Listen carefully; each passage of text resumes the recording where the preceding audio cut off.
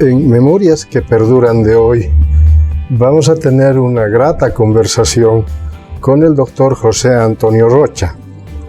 El doctor José Antonio Rocha tiene estudios de filosofía, teología, pero también antropología, y está muy ligado a las vivencias cotidianas, yo diría del Valle Alto, pero también del país. Se interesa mucho en estudiar temas antropológicos que tienen que ver con la vida, la cultura, las tradiciones, pero también la pervivencia del idioma quechua. Y está ligado a la Academia de la Lengua Quechua, donde sigue siendo el presidente. Doctor José Antonio Rocha, grato tenerlo en el programa Memorias que Perduran. Su saludo inicial, doctor. Somos Punchay, Masi, somos Punchay, Kai Picunachus Zapacuti, Javarimuscangu, Yarimuscangu, Paikunata, y Yachecojunas en Chachtapis, Napaicurina Cachun, Tucuita, Tucuisongo Caimahamoni, Ichus Nogapis Hangmanta y Matapis Yacharikusa, Hayuyarikusa, Cusca Yancancha, Junaimanta Pacha, Yuyanki, Mana. Hagay hatun yachayuasi yapichu chaywampis llankanchajam sepra nisqapi tanta nakoranchajpuni llankaninchaypi chayrayku kusisqa kaypi kasqani. Ajina karqa, doctor. Noqapis kusisqa kani kunan parlarisunchik huk chiquitata kawsayniykimanta. ¿Dónde nació el doctor José Antonio Rocha? Tajamar se llama mi comunidad, que queda entre el poblado Clisa y Ucureña. Está en el mismo camino. Debe ser ahora debe tener unas 100 familias más o menos. Cuando he nacido era mucho menor el número. Ahí, en realidad en la provincia de Punata, una comunidad de piqueros. Piqueros muy cerca, por supuesto, a Santa Clara. Usted recuerda esa gran hacienda dirigida por las hermanitas de aquí de Cochabamba, y mis padres piqueros que habían conseguido su pequeño fondo para trabajar y darnos alimentación. Mis años de escuela han sido en Punata, 5 kilómetros más o menos.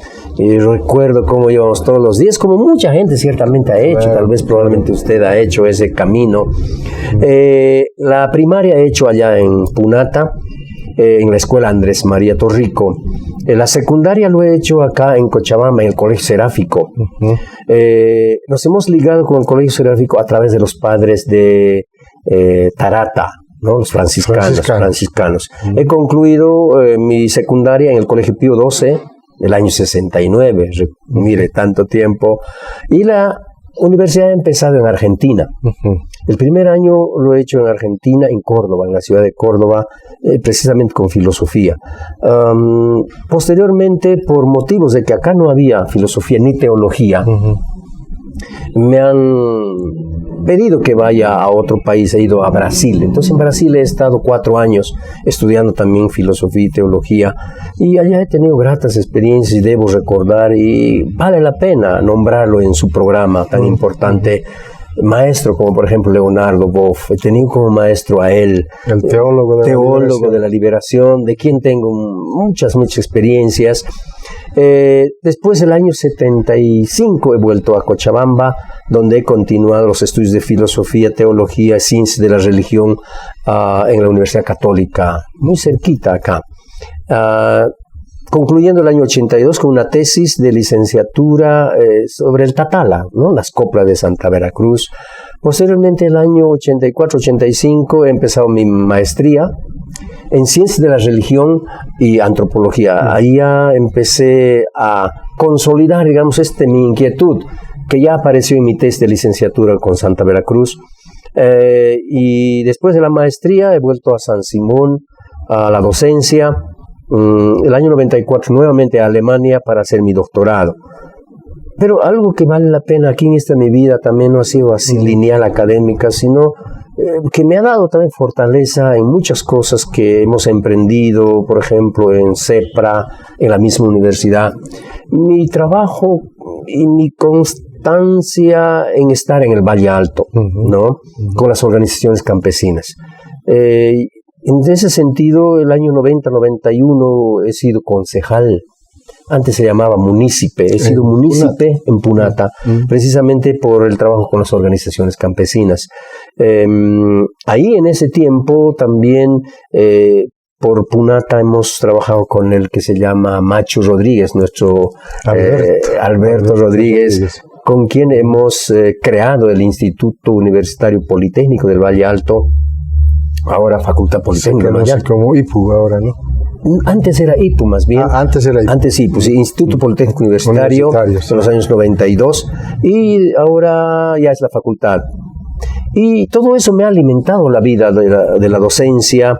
Mis clases, pues, ¿no? Que algunos deben recordar, precisamente en base a esta vivencia que siempre he tenido con el Valle Alto y con la zona donde he nacido. Esto sería más o menos, por supuesto hay algunas cosas más, pero Doctor, tal vez. ¿Qué ha marcado su inclinación hacia el tema filosófico, teológico, antropológico? A ver, eso es una buena pregunta, pero tal vez por partes podría ir. Lo antropológico, la vivencia con las comunidades campesinas y mi entorno familiar muy cercano. A ver, para Tatala, por ejemplo, ¿por qué he hecho mi tesis ahí? Por supuesto, antropología, sociología.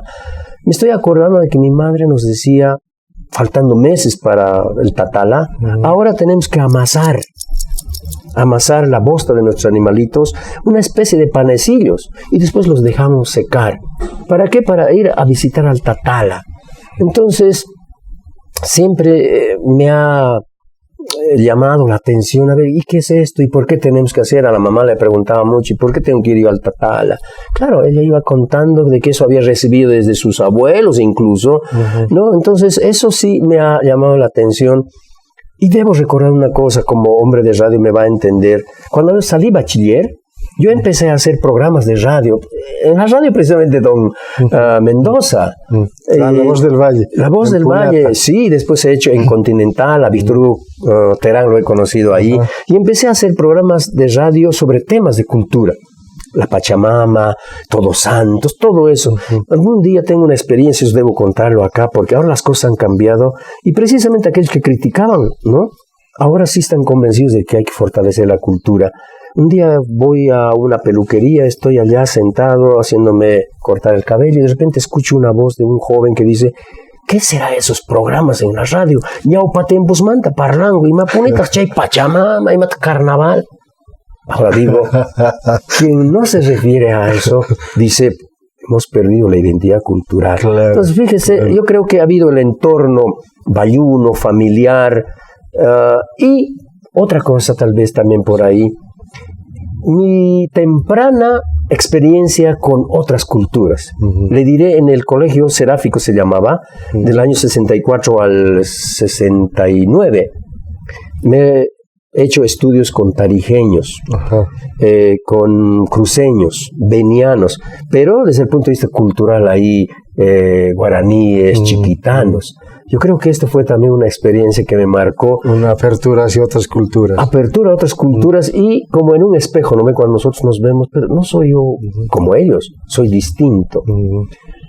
Para relatar algunas cosas entonces que me han ido inclinando y fortaleciendo en los ámbitos que usted señala, sobre todo la ciencia de la religión. Muy fuerte siempre ha sido ciencia de la religión, en realidad. Claro, por supuesto, los estudios teológicos y los filosóficos, que han ido completando esto que digo, experiencia más bien desde el Valle Cochabambino.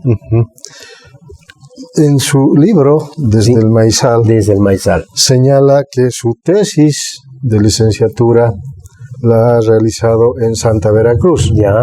Precisamente en el tema del Tatala, ¿no? Del Tatala. Entonces, diríamos que ya la tesis incluso estaba marcada por una experiencia previa, que después se ha ido profundizando a la tesis. Sí, yo creo que aquí habría que recordar esa otra experiencia que le he contado también, Argentina, Brasil, porque era en tiempos de universidad. la pregunta que usted me planteó antes, yo podía complementar con esta. Fíjese esta experiencia. Ya, yo tengo que decir, no, gracias a la vida, porque ni todos tal vez tenemos esta suerte. Desde ya joven conocer otras experiencias. Entonces eso sí, después de un tiempo de dubitaciones que ha podido ser casi paralelo a la vida de la juventud en aquel tiempo, años 60, 70, cuando todavía nos discriminaban, eso es otro tema, digamos, de la discriminación que yo he sufrido también. Entonces, y estas experiencias yo creo que han marcado para reafirmar y hacer esta tesis en el Tatala. Sí, yo creo que fue un momento de expiación, diría yo. Yo puedo decir, sí, clarísimo, un tiempo en el cual dubitando sobre nuestra identidad, pero llega un momento en el cual decir, no puedes continuar todo el tiempo dudando de quién eres tú, y ahí el Tatala me reafirmó muchísimo también. Doctor, ¿cuáles son las características principales de esta fiesta? Fertilidad, pero fertilidad en el orden, digamos, humano. ¿Ya? Vamos a pedir guaguas, los que no tenemos guaguas, y decimos, Tatala, ya no más guaguas, tengo ya muchos hijos, ¿no? Fertilidad humana. Pero también la fertilidad animal, cuando amasábamos la bosta de nuestros animalitos, fertilidad animal, y también la fertilidad de las plantas, ¿no? Entonces, sí, evidentemente Santa Veracruz, esa es su característica fundamental. Pero para eso tenemos que hacer muchas cosas como cantar las coplas. Ahí en el libro también reflejo algunas coplas de ellas. Pero valga la oportunidad, yo creo interesante para conversar ahorita. Incluso ahí he encontrado maneras de ver la vida y cómo los campesinos vivimos lo sagrado. Aquí le voy a contar dos coplas muy rapidito en mi trabajo de campo. Santa Veracruz Tatala, Wawai Nillawangi, Caiga Kunanga Wawai Jamón y Matata Jai Wawangi, así como increpándole al Tatala, ¿verdad? ¿Y qué me vas a dar? Bien, una primera experiencia, ¿no? Segunda, Santa Veracruz Tatala, Heya Nillawangi, Kaya más estaban Heya Kanki, Sayas Paya Puños Kanki. Eso le he escuchado a una cholita cantar. Pero, bueno, me he reído también, pero parecería que eso no es nada. No, pues tiene picardía. Picardía, ¿no? Pero la otra, Santa Veracruz Tatala, Heya Nillawangi, Kaya más estaban Heya Kanki, Sayas Paya Hispaskanki. Ay, sí, ya me digo, pero ¿cómo es eso? Me mira la cantora, la cholita, me dice, ¿tienes abuelo? Me ha dicho. Sí. ¿Y cómo es tu vida, tu experiencia con tu abuelo? No, pues con el abuelo se juega, nos da nuestros gustitos. No, es otra cosa, es distinto al papá o a la mamá. Para mí, el Tatala es mi abuelito. Y a partir de ahí reflexiono y digo, fíjese, la experiencia de lo sagrado tan cercano. Siempre digo, no voy ahora a poner en duda la teología cristiana, ¿no? Pero algunos cristianos lo tienen a lo sagrado, pero muy lejos, de temor. Pero, ¿no? Esta cercanía de decirle, mire, Jesús es mi abuelito. Y yo entonces ahí hago una teología. Y ahí podríamos llamar una teología nuestra, ¿no? Claro. Y todo eso me enseña, por ejemplo, Santa Veracruz y otras cosas más, ¿no? Del tiempo de la tesis a esta parte ha transcurrido mucho tiempo. Mucho tiempo. ¿Qué cambios ha notado en esta fiesta? Ya, mire, nuestro hermano Albó, después de muchos años ha vuelto, hace 2 años lo he encontrado, y él está con esa pregunta también. Quiero saber qué ha cambiado, dice. ¿No? Él había escrito en los años 74, y él encuentra que ahora hay mayor juventud que va al Tatala.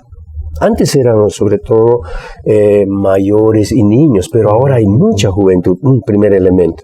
Un segundo elemento que podríamos, no son propiamente ahora de las alturas ni de los valles, del campo, sino gente que vive en la ciudad, que se traslada ahora ya. Un segundo cambio.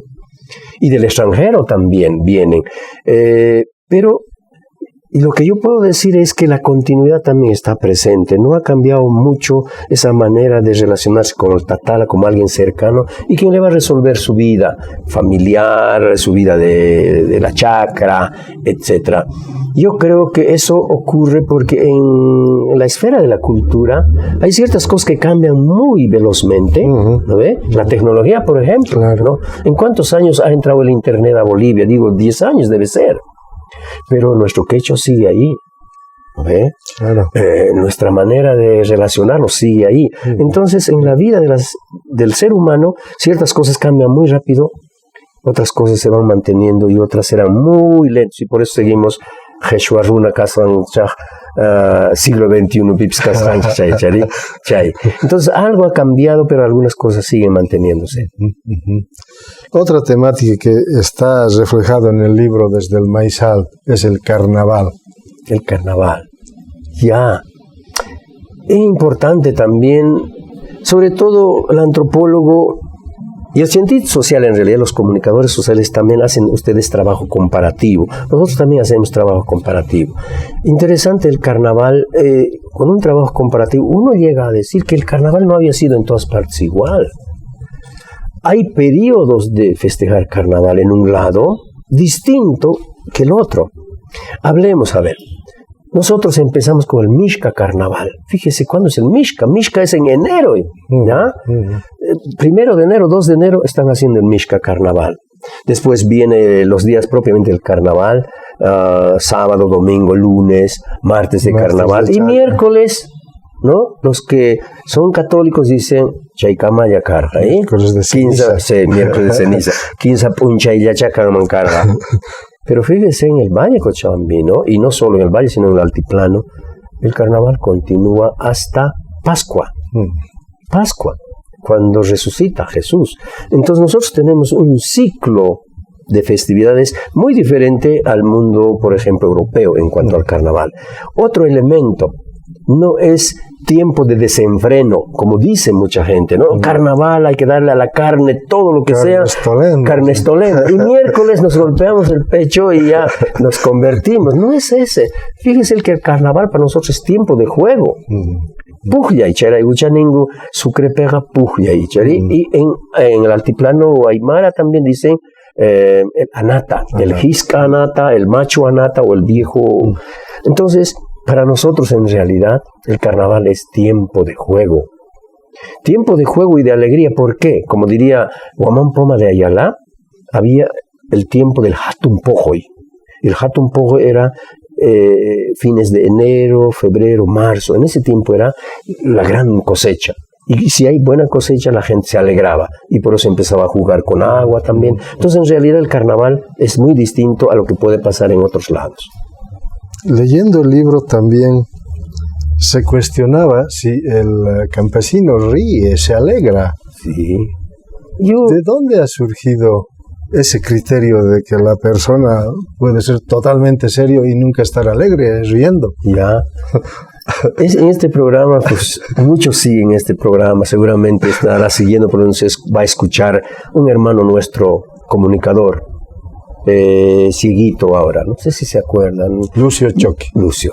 Un día Lucio viene y me dice, José Antonio, estoy muy preocupado. Mi profesor me dice, el campesino, el indígena, no ríe, no tiene humor. Estoy muy preocupado porque no me parece esta afirmación. Entonces le digo, pero a ver, deberías preguntarle, pues, ¿sabe en qué momento la gente ríe, en qué momento hace chiste? Debería hacer trabajo de campo, salir al campo y, por ejemplo, meterse en momentos de trabajo. Nosotros siempre hacemos media hora por lo menos de picheo, y en esa media hora de picheo, ¿qué sucede?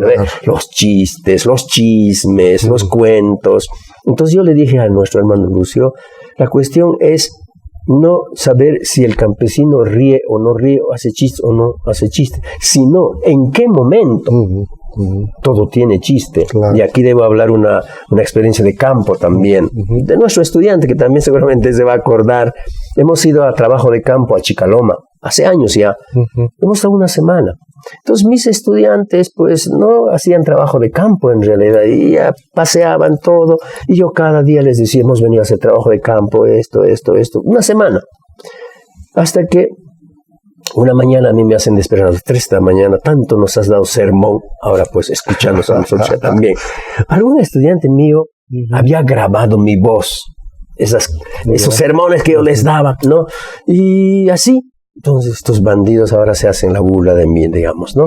Pero, digo, para terminar este trabajo de campo quisiera yo decirles, hagamos nosotros un encuentro, una fiesta.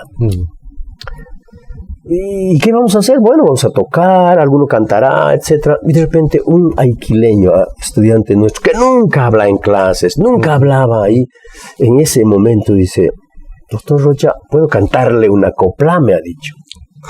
Y fíjese, ¿puedo cantarle una copla? Para saber en qué momentos cantamos. Ni todo momento se canta. Y era tiempo de carnaval. Kay doctor Rochaga, Hinapuni Kasja. Sapa Ujaigorti, Sapa Machaigorti, el no ve, Hetan la Cascasa. Traducción, ya.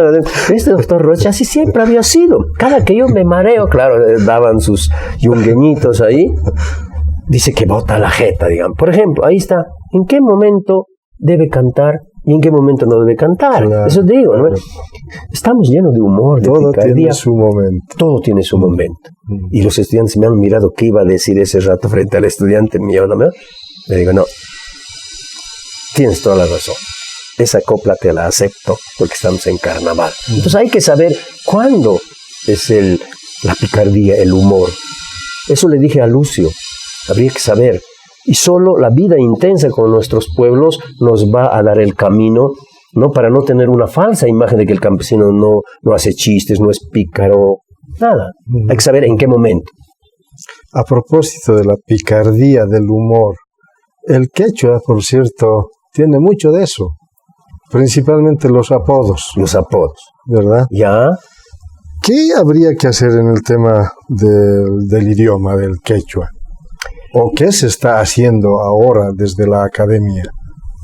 La Academia Regional de la Lengua Quechua. ¿No? A ver, tengo yo varias ideas, a ver si recuerdo a la pregunta que sí quiero compartirlo.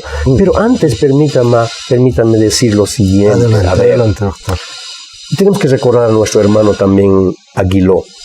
Federico Aguiló, sí, que ha escrito un libro bellísimo. Sacerdote jesuita. Para recordarlo. Y profesor de antropología andina, a quien yo estoy supliéndole, digamos, en sociología. Él ha escrito un libro, Los cuentos, tradiciones o vivencias. Y él ha recopilado infinidad de cuentos en el mundo andino. Y lo sobresaliente de los cuentos es que los personajes en esos cuentos siempre son animales. Es interesante.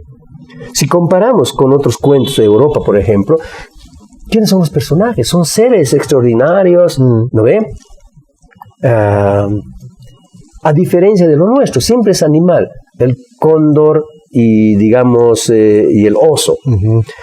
Atojuan, Hampatuan, etcétera, etcétera. Un segundo elemento llama la atención. Y a lo que usted ha señalado, los apodos. ¿Cómo son los apodos? Hampatuuya, Pilichaki, Catariuya. ¿Se da cuenta? Maransiqui. Maransiqui. Son cosas o del mundo animal o del mundo físico los que permiten hacer esos apodos. Entonces este es un elemento que a mí me mueve a pensar de que, bueno, nosotros hemos desarrollado otra manera de ver la vida, y no como la europea, que tiene sobre todo personajes extraordinarios. Ese es un elemento que me llama la atención. Entonces nosotros hacemos, por ejemplo, esto, fijándonos del mundo, no nuestro, sino de afuera. Ahora bien, ¿qué hacemos con el quechua? Me dice. Precisamente, eso lo he dicho hace unos días en una reunión académica. Mire, nosotros podemos escribir quechua, hacer diccionarios, todo, pero ¿quién lee? No en el sentido de echarles la culpa como que la gente no tiene ese hábito de leer, no me refiero a eso, sino si realmente aprovecha nuestra gente que habla quechua de eso que nosotros haríamos, diccionarios, textos. Entonces lo que a mí en este momento me está preocupando es que los miles y miles y miles de quechuahablantes, varones y mujeres, que no leen ni escriben, ¿ya?, deberían mantener, ¿no?, viva el idioma. Y por eso la tradición oral, bien que cuenta de los cuentos, de los apodos, de los chistes. Mamita Encarna, por ejemplo, ella mantiene viva el idioma. Claro, Selima, hace rato hemos hablado de Selima Torrico y su hermana. Entonces yo creo que hay que darle fuerza, vigor a la tradición oral que está ahí y que no depende tanto de lo que se escriba o no se escriba. Repito, ni todos leemos Y además tenemos mucha dificultad de leer el mismo quechua, eso lo puedo testificar, ¿no?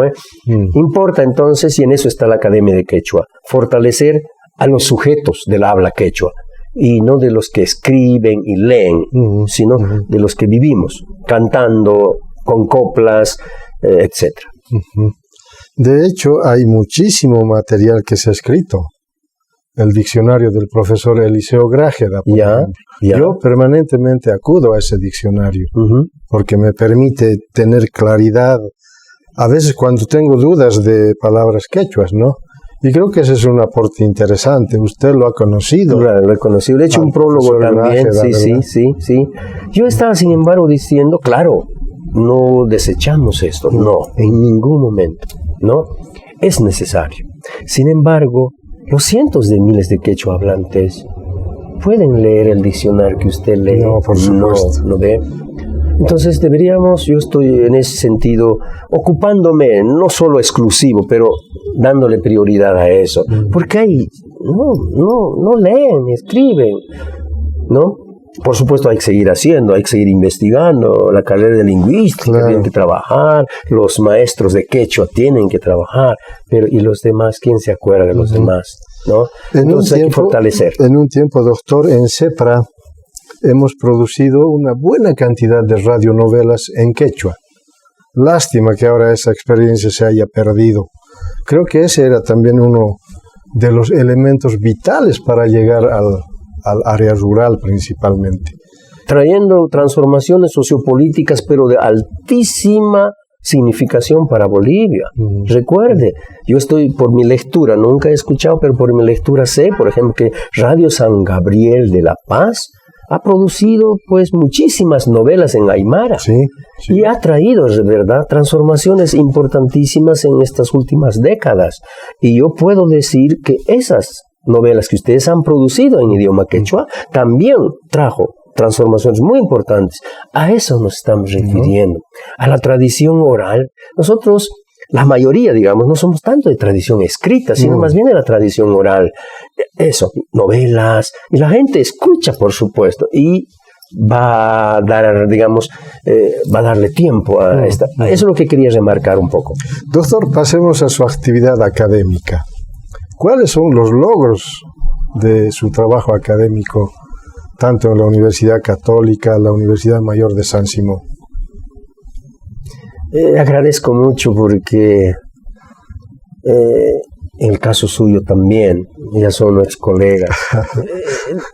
Yo creo que un logro es ese, de que ahora tengamos colegas, ¿no ve?, jóvenes, pero que sí en ellos hemos dejado alguna impronta. Comunicación social de la UCB hay varios. Entonces, por ejemplo, a mí me llamaban Maillapipis. Yo siempre he preguntado qué pasa con la UCB. Todos me decían, Jamusjaña Maillapipis. Yo les he preguntado, en el sentido positivo, ¿no? Me dicen, tú has dejado una impronta en nosotros, desde el punto de vista académico, científico, por supuesto, pero también humano, ¿no? Entonces yo creo, para nosotros, en esto de los logros, etcétera, yo creo que habría que reconocer, no, eso no lo decimos porque nosotros hemos encontrado, sino porque nuestros discípulos antes y ahora nuestros colegas nos dicen, mira, nos has ayudado a encontrar la línea. Y me dicen, pues, mucho hemos aprendido con la cuestión de la cultura contigo. Yo diría un primer logro, digamos, ¿no?, académico, científico. De los otros logros que podríamos decir, que se han concretizado en dos cosas. Esto de crear la Facultad Politécnica del Valle Alto, considero que ha sido también un logro de exigencia, pero regional. Yo pienso siempre, aquí en mi libro, permítame un paréntesis, digo, ¿no ve? Aquí digo, ¿con qué propósito la ciencia y para quién? En realidad, nosotros intelectuales, docentes, maestros, ¿para quién? Pues será para nuestra región, para nuestro entorno. Por eso entonces otro, diría yo, la fundación de este Instituto Politécnico, que ahora es facultad. Y también en la Facultad de Ciencias Sociales la carrera de Antropología, ¿no? Considero que no es solo de uno, sino ahora ya mucha gente se van a beneficiar de eso, ¿no? Y bueno, y de haber formado generaciones que hace 2 o 3 días seguramente se han sentido contentos ustedes también al ver a nuestros estudiantes ya formados, ¿no? Eso yo considero que serán. Ahora, otros desde el punto de vista académico, el haber servido, digamos, a la universidad. Primero como docente y tal vez como decano en mi facultad, en la Facultad de Ciencias Sociales, y también a la universidad, ¿no? Eso. Y los mensajes que uno recibe, que también yo leo en el caso suyo, que hay que decirle esto es humano y hay que recalcarlo, ¿no? El servicio a la sociedad que habíamos hecho. Considero yo que eso sería como lo que he podido dar a la universidad, a mi región y a Bolivia también, ¿no? Recuerdo que hace poco ha tenido un reconocimiento en Punata con motivo del aniversario. Me parece que es bueno también referirse a ese reconocimiento que ha recibido de la honorable Alcaldía Municipal de Punata, doctor. Sí, el 18 de mayo pasado el Consejo Municipal de Punata y la Alcaldía de Punata sí me reconocen como hijo predilecto de Punata. Antes me habían reconocido como ciudadano meritorio, por lo que acabamos de señalar, ¿no? Trabajando aquí, trabajando allá, el tema de la identidad, etcétera. Sí, esto del hijo predilecto realmente ha sido un momento muy, muy importante, no solamente para regodearse y decir, mira, ahora tengo reconocimiento, sino más bien para pensar, ¿qué más hay que hacer? ¿Qué más? ¿No? Porque nuestro pueblo o nuestros pueblos necesitan. Sí, yo estoy muy agradecido con el Consejo Municipal de Punata y con el gobierno municipal en su conjunto que hayan reconocido el trabajo que uno hace. Al final, eso habíamos aprendido, pues eso nos han inculcado también en la universidad, ¿no ven? Hay que apoyar a nuestra región.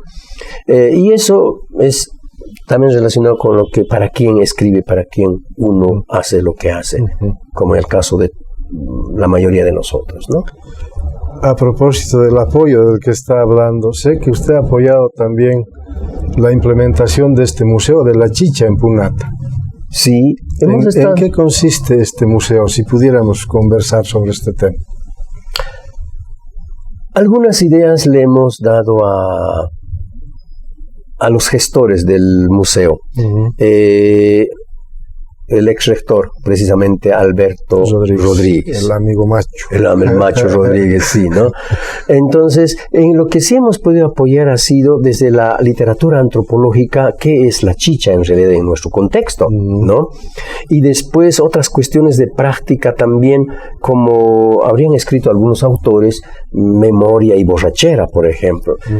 Para decir que los pobladores ahora que se sientan orgullosos también con aquel museo, porque es muy importante para la identidad cultural, pero no solo la identidad cultural, sino darle el lugar correspondiente al maíz, al cereal y también a la chicha. Precisamente nos decía Alberto Rodríguez, Cochabamba no sería tal si no hubiera habido la industria de la chicha. Claro. Entonces los punateños se han acordado de que realmente tenemos que volver a un momento de nuestra identidad. Y en ese sentido le hemos dado el apoyo necesario, sobre todo a Alberto Rodríguez, que con una tesista, me dice, o un tesista de turismo, han armado todo aquello. Y por tanto ahora ya se ha convertido en parte de la identidad bayuna, punateña, que ha dado un paso incluso interesante. Ahora no cualquier chicha, sino tiene que ser una chicha de altísima calidad, porque cuando llega gente de otro lado, pues tiene que probar como hacen los europeos. A mí me sorprendió muchísimo el tema de la cerveza, del vino, que es parte de su cultura. Y entonces hay esa idea de que en Punata podamos recuperar la chicha para que sea parte de la identidad y que atraiga a muchísima gente. Yo sigo apoyando, sé que mi hermana estuvo allá como concejala y apoyó también a que se implemente este museo con algunos elementos. Debo reconocer, mamá, con qué me ha hecho estudiar. Y doctor, ¿qué uno encuentra yendo al Museo de la Chicha? hay varios escenarios, Un escenario es, por ejemplo, el encuentro entre parroquianos, así llamaban antes nuestros mayores. Dice que se encontraba entre los parroquianos, se sentaban y tomaban chichita. Este es un escenario. Otro escenario, la chichera le está dando chicha a usted. Otro escenario, cuando jóvenes están encontrándose. Entonces hay varios, momentos en los cuales uno puede percibir cómo ha ido circulando la idea de que sería, una chichería. A mí me parece muy, muy interesante, debido a la labor también del actual secretario de Cultura en Punata, el señor Guzmán, que ha implementado eso. Estoy siguiendo por el Facebook, ahora hay mucha gente que quiere ir allá, pero fundamentalmente porque es parte de la identidad, y los punateños ahora se dicen, no había sido así nomás, tenemos algo interesante. Doctor, ahora hablar un poco del libro, Desde el Maizal. Desde el Maizal. Este no es el único libro, por si acaso, hay otros anteriores, ¿verdad? ¿Cómo surge la idea de cristalizar este texto? Ya. Si me permite un poco del Maizal. ¿Por qué el Maizal? Precisamente hace rato hemos hablado, ¿no? Lo que sustenta la sociedad. Yo he nacido en medio de maizales, Punata, todo el Valle Alto. Hay una foto suya. Sí, hay una foto que también agradezco. Sí, es una foto de los años 59, parece, ¿no? No conocía. Pequeñito. Pequeñito. Usted recuerde que en nuestro tiempo en el campo ni fotos había. No, claro. Entonces un padrino mío y su hija, que tenía así contactos, sacó esa foto. Entonces, este es un conjunto de textos que yo he ido escribiendo desde el año 2000, más o menos. ¿Y en qué sentido? Siempre me han invitado, como a otros colegas nuestros, a usted también le invitan a dar conferencias. Entonces yo siempre escribía. No era tanto de la oralidad en estos casos. Entonces he ido teniendo varios textos, sobre todo antropológicos. Hay uno, por ejemplo, relacionado con Cepra, si usted ha podido ver. En una oportunidad la exdirectora Irma Severich me invita, y de los... ahí está. Los viejos y nuevos actores y la radio comunitaria. Esto surge, por ejemplo, cuando Cepra está cumpliendo, creo, un aniversario, y querían hacer un evento muy grande, y decían, a ver, ¿con qué actores debemos contar para hacer una buena radio? Y ahí, por ejemplo, ¿no? Otra, para decir, la política no es cosa de indios. Esto fue una conferencia que me pidieron, entonces he escrito. ¿Qué quiere decir esto, por ejemplo? Es que los indios hacemos otra política, no la política tradicional. Y, por ejemplo, interculturalidad en el siglo XXI es interesante porque había habido un alemán que había llegado acá, ha hecho raíces aquí, se ha casado con cochabambina y ha dado un gran impulso al quechua acá en el siglo XIX. Y por eso pongo aquí interculturalidad en el siglo XIX, porque él ya se daba cuenta de que el quechua era, por ejemplo, un puente para la interculturalidad. Claro. ¿No? Entonces, este es un conjunto en realidad de textos que he ido escribiendo a lo largo de estos últimos años, y alguien me ha dicho, todos esos textos que tú tienes, ¿por qué no los pones en forma de libro? Entonces esa fue la idea. ¿Y por qué el Maizal? Un hijo mío, José Manuel se llama él, al leer los manuscritos me dice, papá, hay una línea aquí en tu trabajo. Y yo creo la línea es dónde has nacido, cómo has crecido, y así ves la vida en los diferentes temas. Por eso, desde el Maizal tiene esa tónica, ¿no? Ya para concluir la entrevista, doctor, ¿qué recuerdos tiene de Tajamar? Ay, gracias, profe. Eso yo creo. Caiban chaya y urina. A ver, usted me decía que por supuesto, ¿no? Como esto es para también socializar compartir con, ¿no? Es cierto que no es el único libro que he escrito. Hay varios otros. Y relacionado con la pregunta es algo que está en mi tesis doctoral. El muqueo. Ese es un gran recuerdo. El una muqueo. etapa para hacer la chicha. Para hacer la chicha. Pero sobre todo, ¿no? Cuando nosotros, niños, acompañamos a la mamá en ronda, digamos, Es decir, un mes para una familia, o una festividad para otra familia, otra festividad para otra familia. Invitaba a toda la comunidad para hacer el muku. Y ahí nosotros acompañábamos a la mamá, ¿no? Pero más allá de masticar la harina para hacer el muku, lo más que yo recuerdo era después del muqueo, una horita así que se juntaba la gente para contarse cuentos, para darse noticias, ¿no? Y fundamentalmente para compartir algo que quien nos había invitado para ir a muquear hacía de beber fundamentalmente, api. En esos lugares, Valle Alto, a veces frío en la noche, un api caliente. Entonces, el muqueo eran varias cosas a la vez, fíjese. Compartir, agradecer con un api, compartir los chistes, pero también trabajar para decir, bueno, yo en la fiesta del Señor de Milagros he venido a ayudarte con el muqueo.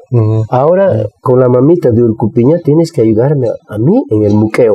Fíjese, varias cosas. Entonces, yo en este momento recordaría, no el único, por supuesto, hay muchos, pero que me parece que recupera incluso la estructura social de las comunidades campesinas, ¿no? Estructura social en el sentido de decir, Aini está ahí, ¿no? Ciclo festivo está ahí, no se hace cualquier día, sino en momentos de fiesta, el muqueo. Y para terminar, cuando niño yo ya podía ver que ahí también en el muqueo habían jóvenes. Ahí empezaba el enamoramiento, ¿no? El enamoramiento que después podía sellarse en el tatala, la fiesta. Algo así como una huayunca. Como una huayunca, fertilidad. Entonces, eso, el muqueo, fíjese que tiene tantas cosas, ¿no? Eso es lo que guardo con mucho cariño en las noches de luna, de tajamar, ¿no? Con los hermanos, con los primos, y jugar pelota. A la luz de la luna, no había todavía. Ya. Claro. Finalmente, doctor, de aquí para adelante, ¿cuáles son las perspectivas de su trabajo, de su profesión?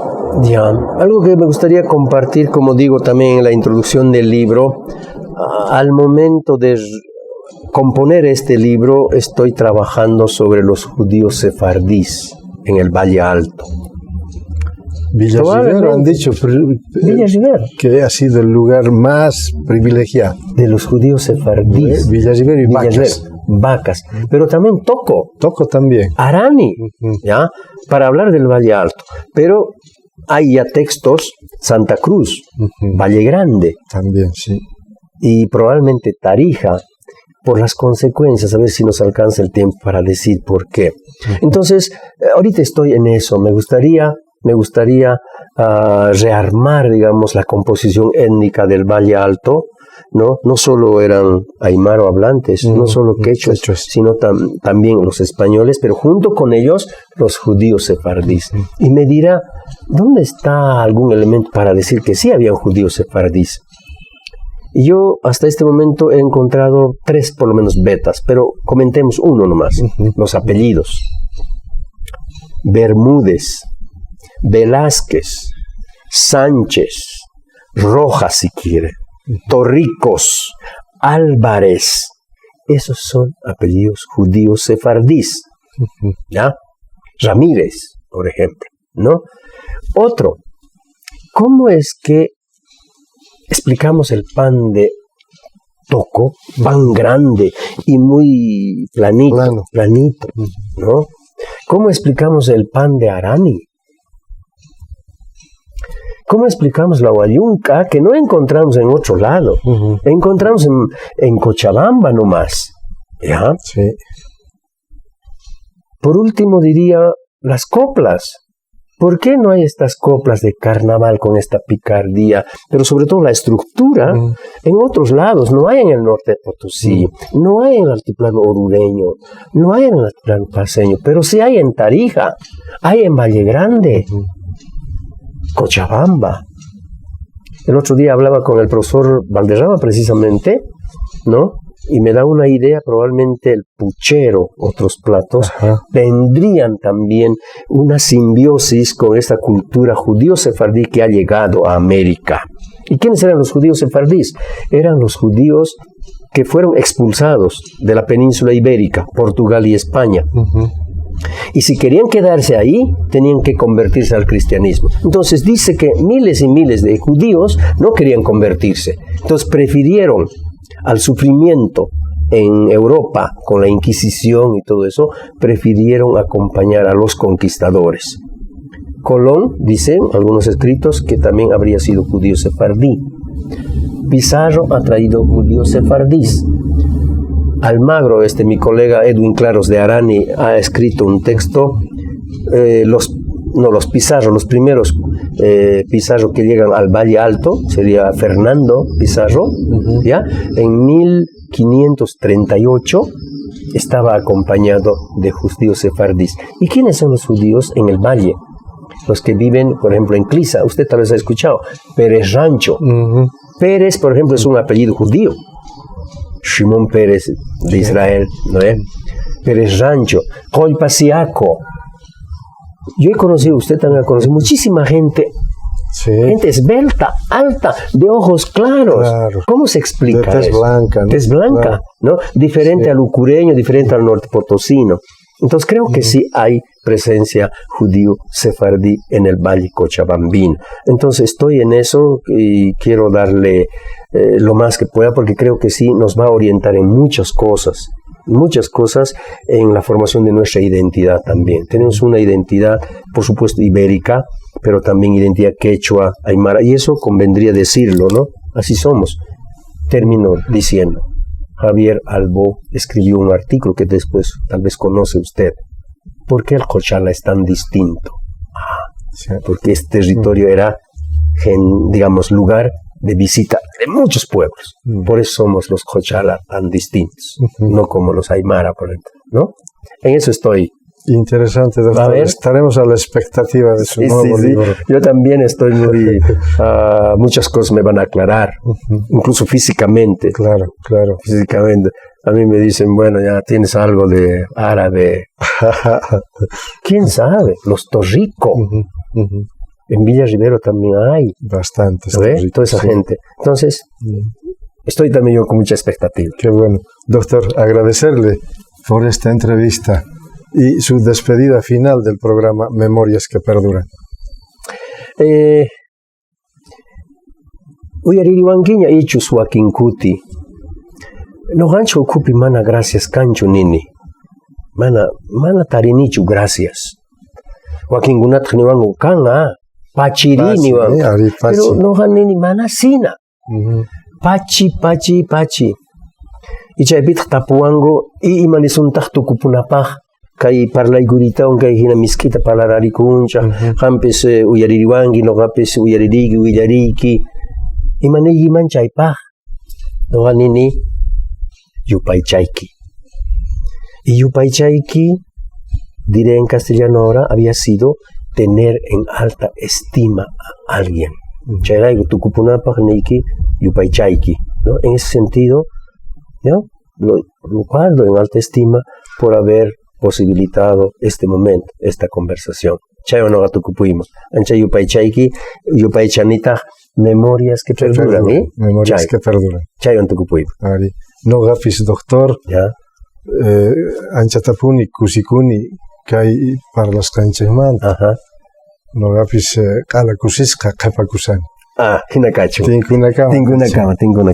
Amigos del programa, concluimos estas memorias que perduran y en esta grata conversación con el doctor José Antonio Rocha, tan ligado a la cultura quechua desde su origen de Tajamar, pero también su contacto con las comunidades campesinas, donde ha ido desarrollando una gran cantidad de trabajos que han sido cristalizados también en libros y además la transferencia de ese conocimiento en el ámbito universitario. Es interesante saber su ligazón con la cultura, la religión, las tradiciones, el Tatala de Santa Veracruz, el carnaval En fin, experiencias que el doctor José Antonio Rocha las ha ido viviendo con pasión y con mucho entusiasmo. Agradecerles, amigos del programa, y estaremos con ustedes en la próxima ocasión. Hasta pronto.